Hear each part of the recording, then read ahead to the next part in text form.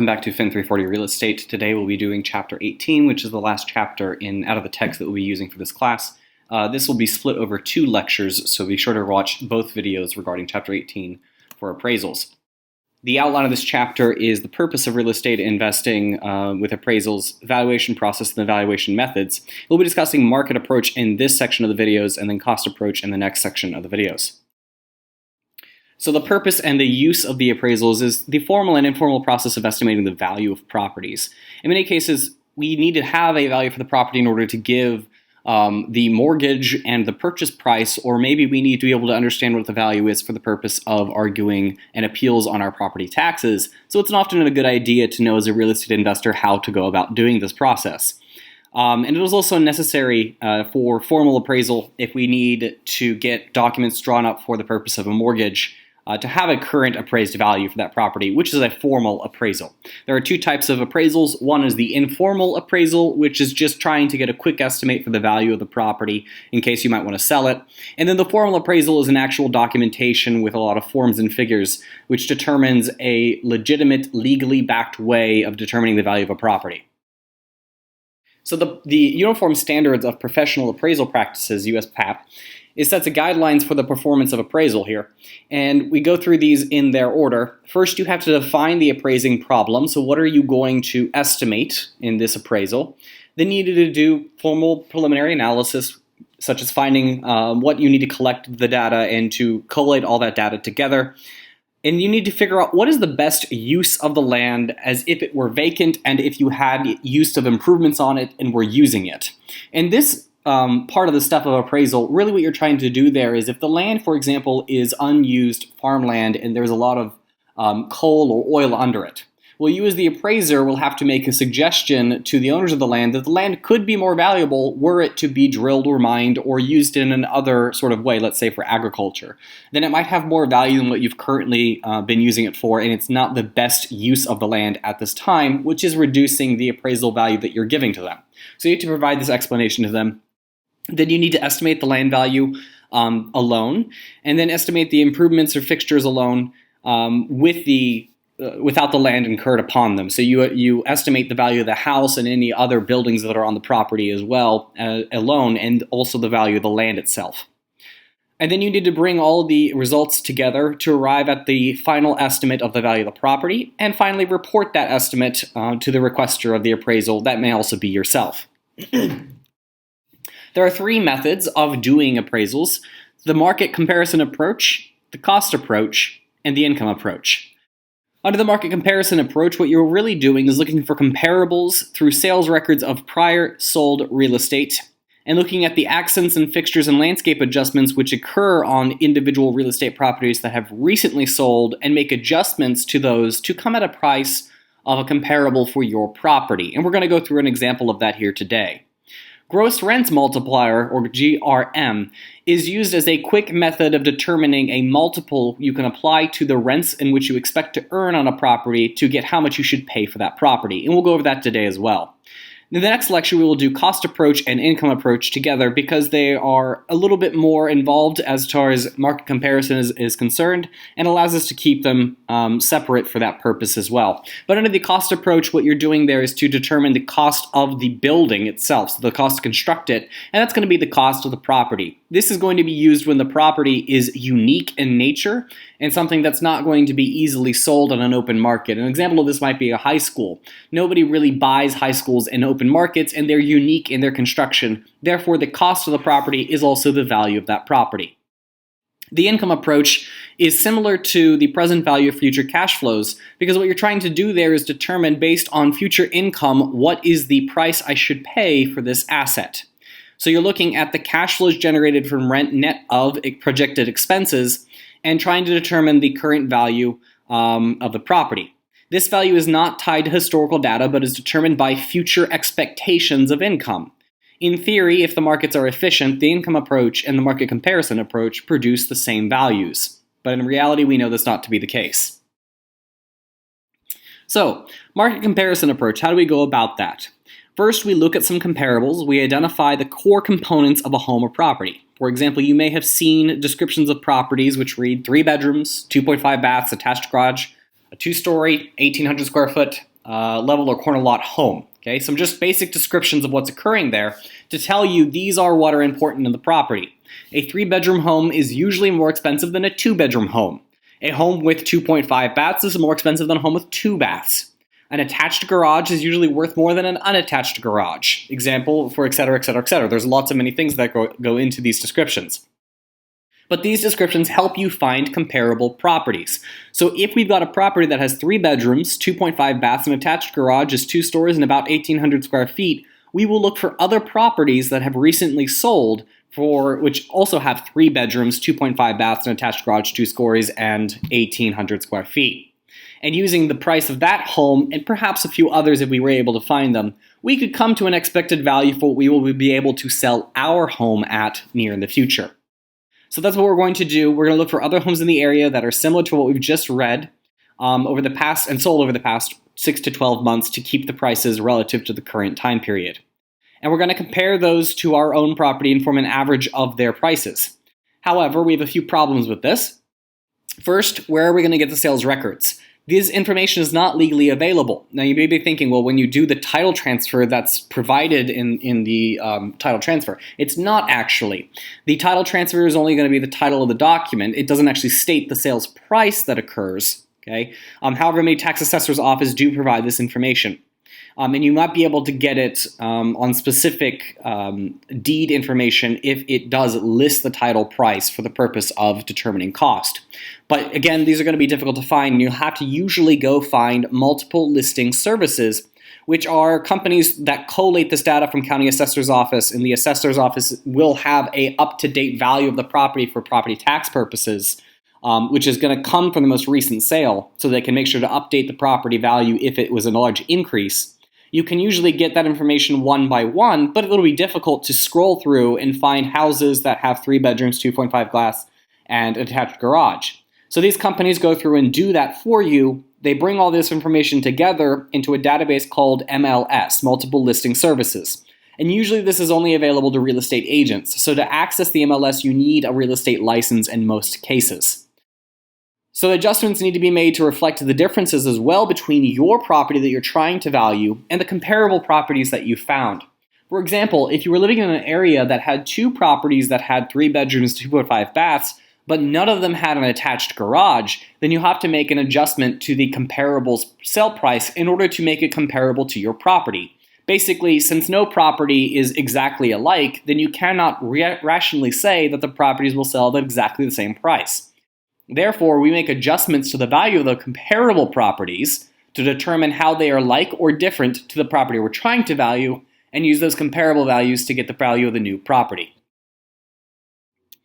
Okay, here are a list of adjustments that we may need to make, and we're going to go through a brief example of this as well.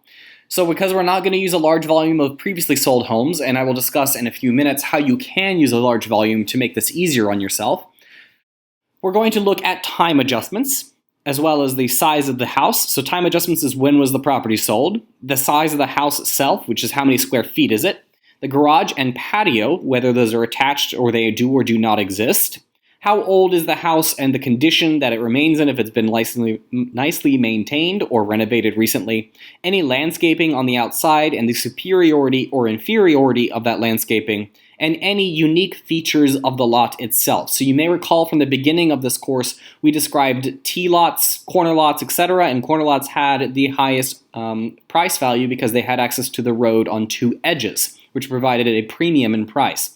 This is an example of where we would make an adjustment on the appraisal value of the property to determine that cost. So here, let's do a little example on this. We're going to look at a subject property. It has 1 story. It's a wood frame house of 1,500 square feet. It has 3 bedrooms, 2 bathrooms, a living room, dining room, kitchen, and a utility room.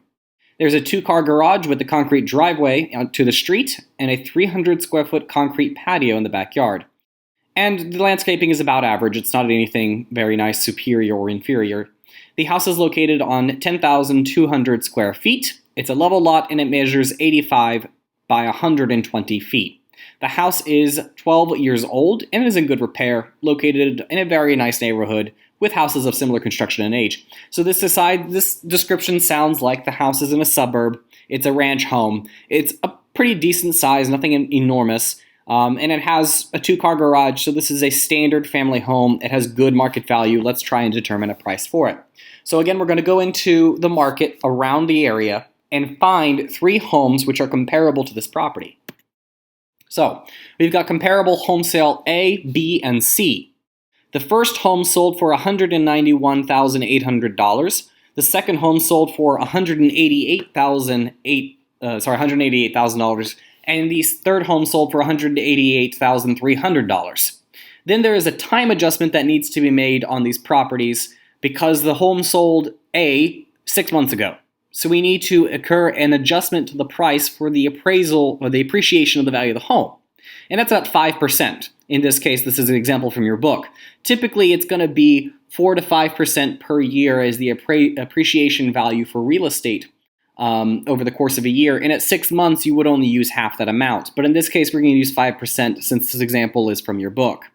And then in comparable B, it sold 3 months ago. And you can see that the appreciation value is half that it was 6 months ago at 2.5%. So we apply a 2.5% adjustment in the value due to being sold only 3 months ago. It is expected that the price of homes will continue to rise over time. That's why we are adding to the value of the house under the time adjustment. Because these are historical, we need to increase their values to assume they had been sold today. Then we have comparable C, which was just sold this week, and since it was so close in time, there is no adjustment to the price that needs to be made. Now, house size. How do we adjust the property for the house size? This comparable house A is 160 square feet smaller than the house we are looking at. And the value we're going to apply to this house's square foot is $60 per square feet.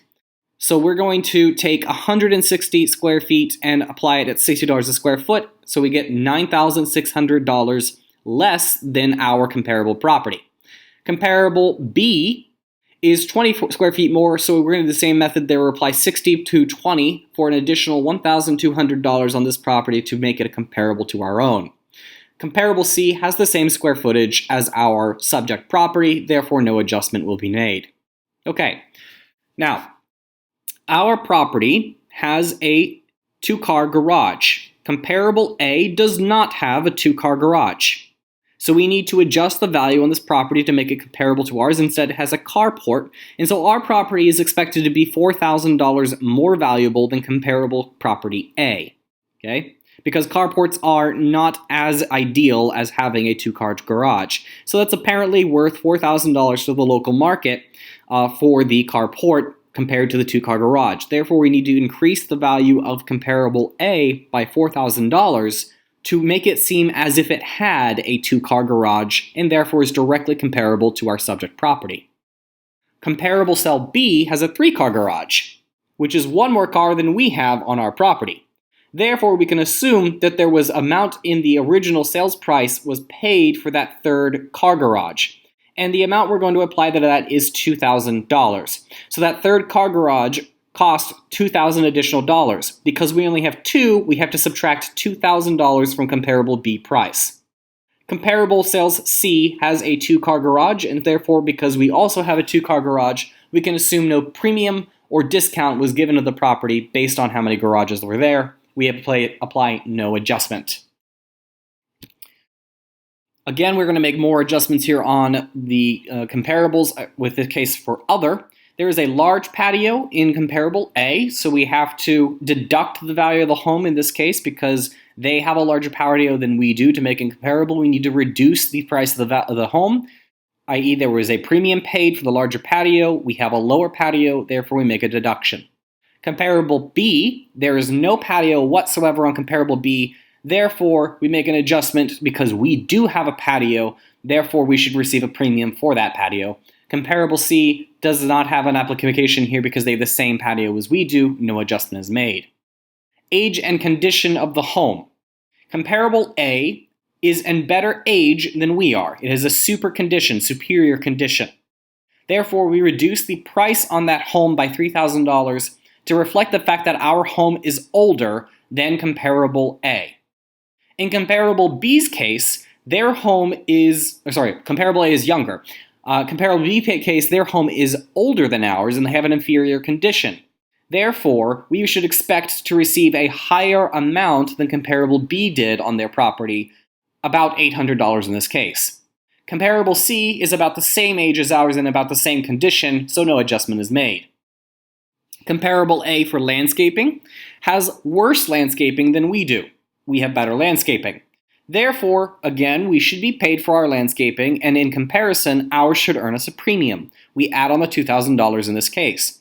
In comparable B, there is no difference in the landscaping. They are approximately equal, therefore no adjustment is made. For comparable C, the only thing that is different between comparable C and our property is the landscaping, apparently, and comparable C has better landscaping than we do, therefore we should accept a discount for our property if we wanted to get it sold on the market. If there's a good property that is available, apparently is exactly the same and has better landscaping than we do, we will have to accept a discount of $900. Lot size. For comparable A, they have a larger lot size, it's superior to our, it's on a better lot perhaps, maybe a corner lot, therefore we will take a discount on our property by $3,890 in order to get it to sell in the market compared to comparable A.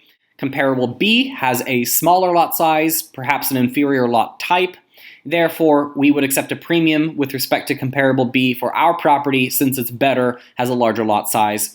And comparable C has the same lot size, as it seems to be a theme running here with comparable C, as you can see. Therefore, there is no adjustment to be made.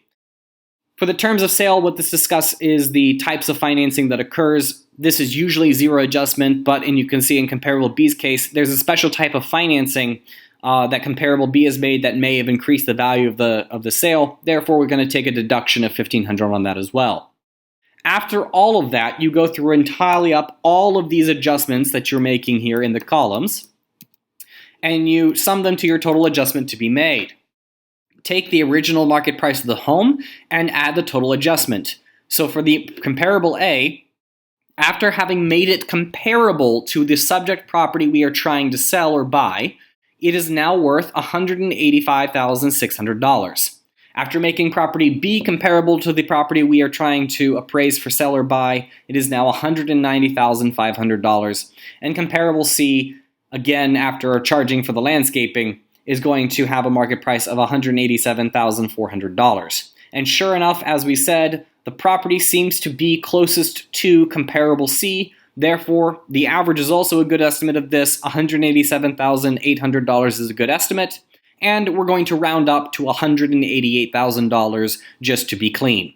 So that's how you do the market comparison approach. Okay? Not that complicated, except for you've got to go through and get all of the information, all of the conditions and descriptions of each of the properties, and then make fair estimate comparisons between the properties, and then try to value those comparisons as a part of the market, which is the difficult part.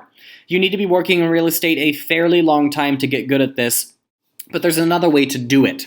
You can also go through and get several properties. We're talking about 30, 50, maybe 100 recent sales. Get all of the same information, put it into a database, and run a regression. Once you get the coefficients out of that regression, you can put in the information from your own house or your own property, and it will compute for you what the market price would be or should be based on the regression that matches all of the other factors in the market to the prices that the homes were sold for before. So that's a quick way of getting a statistical price for your home that is appropriate rather than doing the comparable method. The gross rent multiplier method is a very quick method of getting value for your property. And what you're trying to do there is compute the gross rents for several different properties in the area and the purchase price of those properties to get a multiple that runs in the local area of the sale of these properties. The gross rent multiplier is different by location. So if the building grosses $100,000 per year and is recently sold for $700,000, the gross rent multiplier is 7. Then you're going to go do that for another building, and then another and another and another. The average of those gross rent multipliers is likely the appropriate multiplier to use for the local area. So if you had a property that was selling for, had a rent agreement for $200,000 and the rental multiplier was 7, then you would want to buy that property for $1.4 million. Okay? So again, if the property is throwing off $200,000 per year in rent and the multiplier is 7, you would be willing to spend $1.4 million on the property.